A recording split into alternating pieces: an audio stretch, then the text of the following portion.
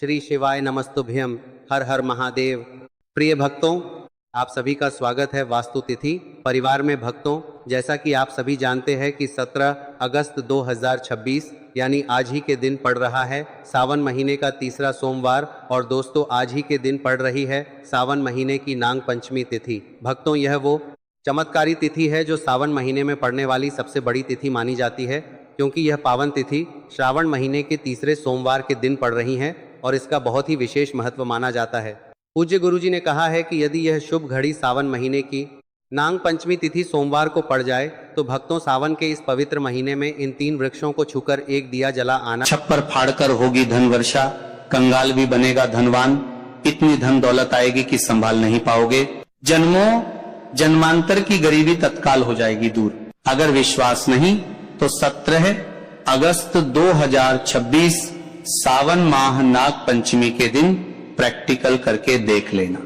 जी हाँ भक्तों, आज के इस वीडियो में हम जिन चमत्कारी देव वृक्षों के बारे में बात करने वाले हैं, उन देव वृक्षों में सावन माह सोमवार नाग पंचमी के दिन स्वयं भगवान विष्णु और माता लक्ष्मी जी का वास होता है और यह वृक्ष आपके घर के आसपास ही बड़ी आसानी से मिल जाएंगे। इन देव वृक्षों के बारे में स्वयं महादेव ने अपने प्रिय भक्त रावण को बताया है कि कोई भी व्यक्ति सही समय पर, सही मुहूर्त पर, सही क्रिया अनुसार 17 अगस्त 2026 सावन महानाग पंचमी के दिन इन देव वृक्ष को छूकर चुपचाप आ जाता है तो उसके घर में स्वयं महादेव की कृपा बरसती है और उसके जीवन में चल रही गरीबी, दुख, कष्ट सब समाप्त हो जाते हैं। जन्म जन्मांतर की गरीबी तत्काल दूर हो जाती है। आपका भाग्य 7वें आसमान पर होगा। जहां जहां भी जाओगे धन दौलत आपके पीछे पीछे आएगी। तो फिर आपसे एक छोटा सा अनुरोध है कि वीडियो को पूरा देखें, तभी लाभ की प्राप्ति हो सकती है। यदि आज आपने वीडियो को बीच बीच में देखा, काट काट कर देखा, तो जीवन में आपको कभी भी सफलता हासिल नहीं होगी और आप पूरे साल परेशान ही रहोगे। साथ ही भक्तों, इस वीडियो में हम आपको ऐसे पेड़ बताएंगे जिन्हें छूने मात्र से आपकी गरीबी तत्काल दूर हो जाएगी। जी हां भक्तों, मां लक्ष्मी की आप पर ऐसी कृपा होगी कि आने वाले समय में आप धनवान बन जाओगे। भक्तों, अगर आप 17 अगस्त सावन माह नाग पंचमी के दिन ये जो पेड़ हम आपको बताएंगे, उन पेड़ों को छूने मात्र से आपकी गरीबी दूर हो जाएगी। भक्तों, इस बार नाग पंचमी कई वर्षों बाद विशेष संयोग में आई है, तो जिन वृक्षों के बारे में हम आपको बताने वाले हैं, अगर आप उन्हें हमारे बताए अनुसार सही समय और शुभ मुहूर्त देखकर छू लेते हैं तो यकीन मानिए आपके जीवन में कुछ दिनों बाद धन की वर्षा होने लगेगी। फिर आपके जीवन में आपको उन्नति करने से कोई नहीं रोकेगा पाएगा। आपकी हर मनोकामना पूरी होगी, खुशियों से भर जाएगा आपका घर।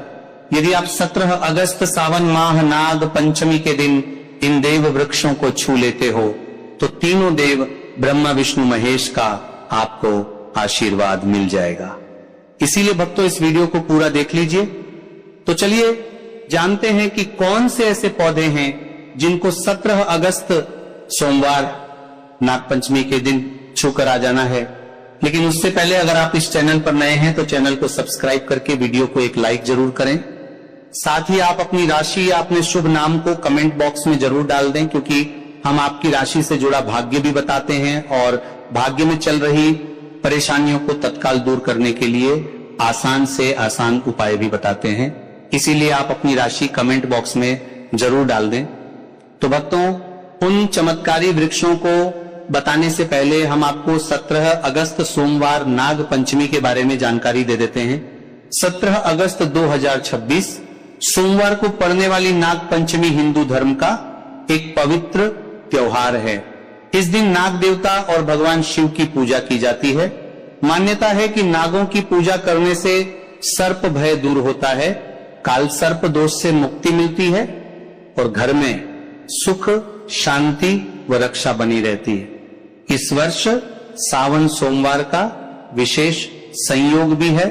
तो भक्तों, सबसे पहले तो आप सभी 17 अगस्त सोमवार नाग पंचमी के दिन इन पौधों को किसी भी समय यानी कि किसी भी टाइम आप छूकर आ सकते हो, उसमें कोई भी दिक्कत वाली बात नहीं है। चलिए अब हम आपका ज्यादा समय बर्बाद न करते हुए बताते हैं कि कौन कौन से पेड़ पौधे को छूना चाहिए। भक्तों, हमारे हिंदू धर्म में देवी माता रानी के अनेक स्वरूप कहे गए हैं, जिसमें वृक्षों को भीमा देवी के स्वरूप कहा जाता है। तो आज हम आप लोगों को ऐसे वृक्ष के बारे में बताएंगे जिनको छूना बेहद शुभकारी बताया गया है। 17 अगस्त सोमवार नाग पंचमी के दिन इनको छूने मात्र से शत्रु दोष, कर्ज दोष, गरीबी दोष सब समाप्त होते हैं। यह दिन भगवान विष्णु और माता लक्ष्मी को प्रसन्न करने के लिए सबसे उपयुक्त दिन माना जाता है। और इस पावन पर्व में कुछ ऐसे वृक्ष हैं जो कि देव वृक्ष कहे गए हैं। ये देवी के स्वरूप होते हैं, माता काली के स्वरूप होते हैं। और हमारे धर्म में पेड़ पौधे को देवी देवता मान करके हम इनकी पूजा करते हैं और हमें पूजा भी जरूर करनी चाहिए। विज्ञान भी कहता है पेड़ पौधे मनुष्यों को फ्री में प्राणवायु प्रदान करते हैं और पेड़ पौधे हमें ऑक्सीजन देते हैं और हमारे जो कार्बन डाइऑक्साइड होता है उसे ग्रहण करके सभी प्रकार की जितनी भी नकारात्मक चीजें होती हैं उसे अपने अंदर में स्वयं सोख लेता है और हमें ताजगी प्रदान करता है। और 17 अगस्त सोमवार नाग पंचमी के समय में कुछ ऐसे पेड़ पौधे हमारे धर्म शास्त्र में कहे गए हैं जिनको छूने मात्र से व्यक्ति के बंद किस्मत के ताले खुल जाते हैं, व्यक्ति का सौभाग्य चमक जाता है। हमारे शास्त्रों में पेड़ पौधों को बहुत ही गुणकारी कहा जाता है क्योंकि इनमें साक्षात देवताओं का वास होता है।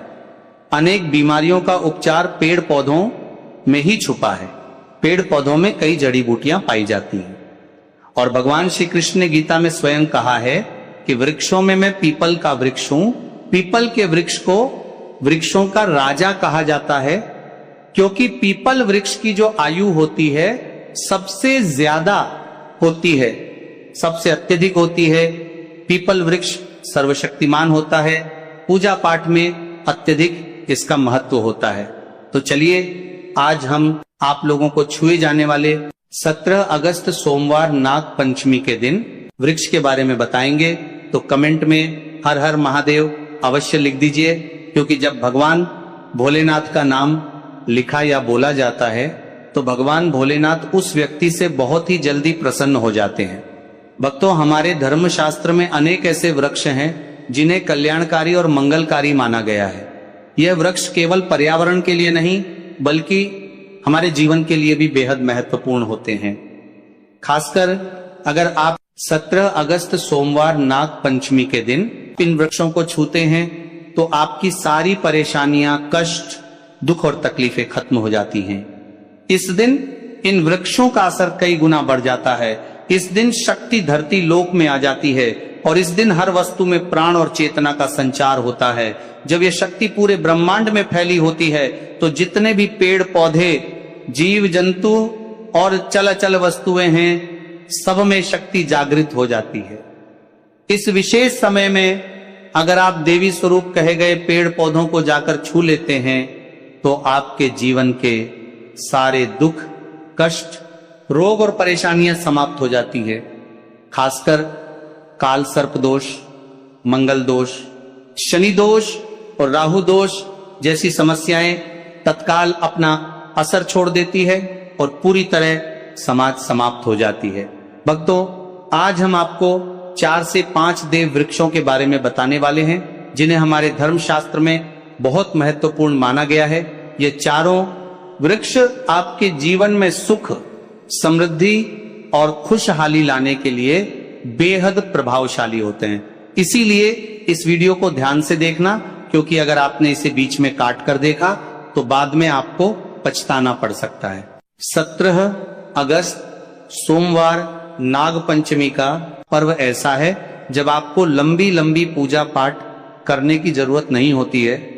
बस अगर आप इन विशेष वृक्षों को 17 अगस्त सोमवार नाग पंचमी के दिन सही तरीके से छू लेते हैं और का आशीर्वाद लेते हैं तो गरीबी खत्म हो सकती है। यह वृक्ष इतने शक्तिशाली होते हैं कि आप अपनी आंखों से इनका असर देख सकते हैं। और खास बात यह है कि ये सारे देव वृक्ष आपके आसपास आसानी से मिल सकते हैं, तो आप इन्हें अपने घर के पास से ही ढूंढ सकते हैं। अब वीडियो में आगे बढ़ने से पहले अगर आपने अभी तक कमेंट बॉक्स में हर हर महादेव नहीं लिखा है तो कृपया हर हर महादेव जरूर लिखें और वीडियो को लाइक भी अवश्य ही करें। तो भक्तों, अब हम बात करते हैं कि कौन से वे 3 वृक्ष हैं जिन्हें हमें 17 अगस्त सोमवार नाग पंचमी के दिन छू कर आना चाहिए। ये वृक्ष ना सिर्फ आपके जीवन को खुशहाल बनाते हैं बल्कि आपकी गरीबी और दुख दर्द को भी समाप्त कर दिया देते हैं। इसलिए हम चाहेंगे कि आप सब इन वृक्षों की पूजा जरूर करें और इन्हें छुएं, क्योंकि इस दिन इन वृक्षों की पूजा करने से आपको अनगिनत लाभ मिल सकते हैं। चलिए भक्तों, अब हम जानते हैं कि वे देव वृक्ष कौन से हैं जिन्हें छूने से हमारी गरीबी खत्म हो जाती है और जीवन में सुख समृद्धि का आगमन होता है। पहला वृक्ष है बेल का वृक्ष, जिसे हम बेल का पेड़ भी कहते हैं। सबसे महत्वपूर्ण माना जाता है। भगवान शिव को बेल के पत्ते अत्यंत प्रिय हैं और उन्हें शिवलिंग पर बेल पत्र अर्पित करने से विशेष पुण्य की प्राप्ति होती है। बेल का पेड़ शिव के पूजन के लिए अत्यधिक पवित्र माना जाता है। बेल के पत्तों का उपयोग भगवान शिव के पूजन में विशेष रूप से किया जाता है। बेल का वृक्ष माता पार्वती के पसीने से उत्पन्न हुआ और स्कंद पुराण के अनुसार यह वृक्ष देवी स्वरूप माना गया है, यानी ये नवदुर्गा के स्वरूप है।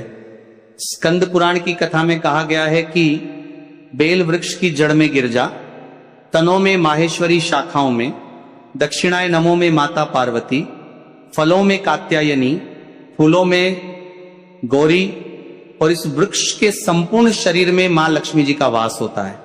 माता पार्वती के पसीने से उत्पन्न होने के कारण यह पेड़ कई देवी देवताओं का स्वरूप माना जाता है।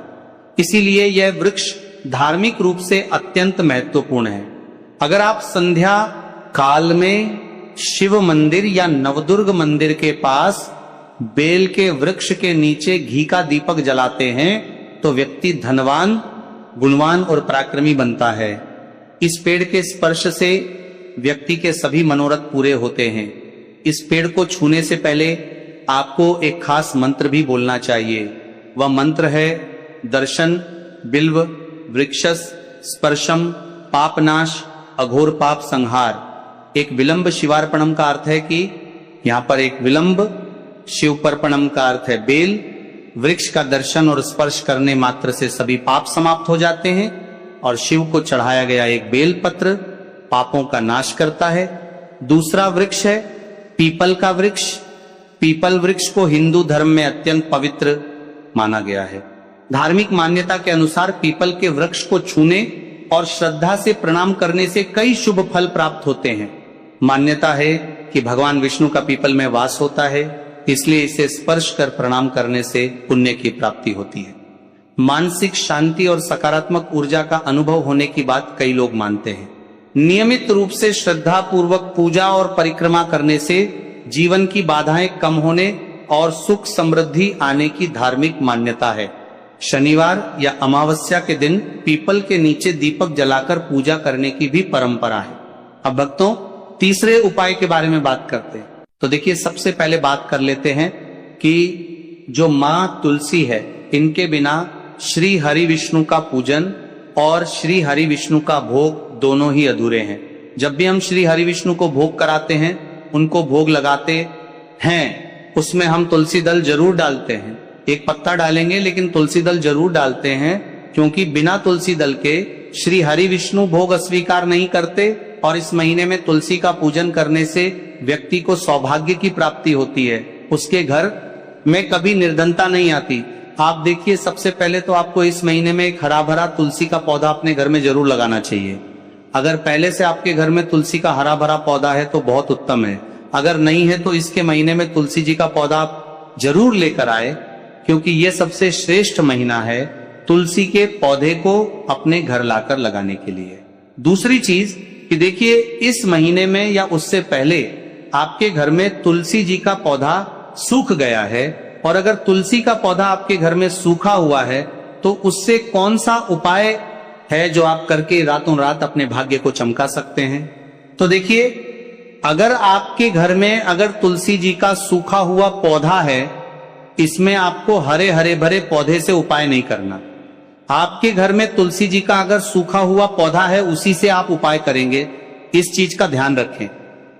तो देखिए, अगर तुलसी जी का पौधा सूख गया है तो आपको क्या करना है, उसकी छोटी छोटी ठानियां लेनी है, गिन करके 7 ठानियां, ठीक है ना? कितनी ठानियां लेंगे? 7 ठानियां लेंगे। थोड़ा सा मोहल्ली धागा आपको लेना है और 7 तुलसी की सूखी लकड़ी को एक के अंदर एक यानी गट्ठा टाइप का बनाना है और उसको बांध देना है, ठीक है ना? सारी तुलसी की लकड़ियों आपको इकट्ठा करना है और मौली धागे से बांध देना है। बांध देंगे कलावा लपेटकर। अब आपको क्या करना है, रोली का तिलक इस तुलसी की सूखी लकड़ी पर आपको करना है। रोली का तिलक करेंगे। अगर चंदन है तो थोड़ा सा चंदन लगा दीजिए। अभी ये तुलसी की जो सूखी लकड़ी है, ये आपको थोड़ी देर अपने घर के मंदिर में रखनी है, श्री हरि विष्णु के सामने। और एक देसी घी का दीपक आपको श्री हरि विष्णु के सामने लगाना है। दीपक गोल बाती का लगाएंगे और उसमें एक चुटकी पिसी हुई हल्दी डाल देंगे, ठीक है ना? श्री हरि विष्णु को हल्दी बहुत प्रिय है। दीपक लगा देंगे। थोड़ी देर बाद जो तुलसी की लकड़ियां हैं उनको ऐसे ही रखा रहने देंगे, तिलक कर देंगे। अब थोड़ी देर बाद आपको क्या करना है, तुलसी की वो जो सूखी लकड़ियां आपने बांधी थी कलावे से, मोली धागे से, अब आपको उन्हें उठाना है। एक छोटे से लाल कपड़े में आप इसको रख लीजिए, ठीक है ना? लाल कपड़े में रख लीजिए, पीला कपड़ा हो तो पीले कपड़े में रख लीजिए। रखने के बाद आपको क्या करना है, इसकी पोटली टाइप की बना देनी है। धागे से लपेटकर मौली धागे से ही पोटली बना लीजिए, आराम से बन जाती है। अब इस पोटली को आपको कहां रखना है, इसे आपको अपने घर के मुख्य द्वार पे टांगना है, ठीक है ना? अंदर की तरफ, बाहर की तरफ नहीं, अंदर की तरफ, मुख्य द्वार पर अंदर की तरफ टांग दीजिए और मां लक्ष्मी का ध्यान करिए, श्री हरि विष्णु का ध्यान करिए। उनसे प्रार्थना करिए कि हे धन की देवी मां लक्ष्मी, आप मेरे घर में पधारिए और अपनी कृपा मुझ पर बरसाइए। इस तरह से आपको प्रार्थना करनी है और मंत्र बोलना है। ओम नमो भगवते वासुदेवाय नमः 11 बार यह मंत्र बोलना है। एक दीपक आपको जिस दिन भी उपाय कर रहे हैं अपने घर के मुख्य द्वार पर प्रज्वलित करना है। चौमुखी दीपक यानी 4 बाती का दीपक लगाएंगे और थोड़ी सी हल्दी उस दीपक में भी डाल देंगे। मुख्य द्वार पर दीपक बाहर की तरफ लगाना है, सीधे हाथ पर, ठीक है ना? ये उपाय आप करिए और देखिए कि कैसे आप महाकरोड़पति बनते हैं, कैसे आपके पास पैसा आता है और कैसे आपके पास पैसा रुकता है। तो ये वही उपाय है जो रातों रात आपके भाग्य को चमकाएगा और आपको महाधनी बनाएगा। भोलेनाथ, मेरे निर्णयों में विवेक दीजिए, मेरे व्यापार में ईमानदारी बनाए रखिए और मुझे गलत लाभ से बचाइए। अगर आप विद्यार्थी हैं तो कहिए, बाबा मेरे मन को एकाग्रता दीजिए और मुझे अपनी मेहनत पर विश्वास करना सिखाइए। अगर आप घर संभालते हैं तो कहिए, महादेव मेरे परिवार में सुख, शांति और संतोष बनाए रखिए। देखिए भक्तों, भगवान शिव के सामने हर व्यक्ति की अपनी अलग प्रार्थना हो सकती है, लेकिन एक चीज सबकी समान होनी चाहिए, श्रद्धा। अब जब पूजा पूरी हो जाए तो अपने हाथों में जल लेकर एक छोटा सा संकल्प लीजिए। कहिए, आज से मैं अपनी परिस्थितियों को बदलने के लिए स्वयं भी प्रयास करूंगा, मैं मेहनत करूंगा, अपने खर्च को समझूंगा, अपने परिवार की जिम्मेदारियां निभाऊंगा, किसी के साथ छल नहीं करूंगा और हर दिन भगवान शिव का स्मरण करूंगा। फिर वह जल धीरे से शिवलिंग पर अर्पित कर दीजिए। भक्तों, इसे अपने जीवन की शुरुआत मानिए। 17 अगस्त केवल पूजा करने का दिन नहीं, एक नई शुरुआत का दिन बनाइए। जो आदत आपको पीछे खींच रही है उसे छोड़ने का संकल्प लीजिए। जो काम लंबे समय से टाल रहे हैं उसे शुरू करने का संकल्प लीजिए। जिस व्यक्ति से माफी मांगनी चाहिए उससे माफी मांगने का साहस रखिए और जिस गलती को बार बार दोहरा रहे हैं उसे रोकने का निर्णय लीजिए। क्योंकि महादेव के सामने संकल्प लेना आसान है, लेकिन उस संकल्प को जीवन में निभाना ही असली परीक्षा है।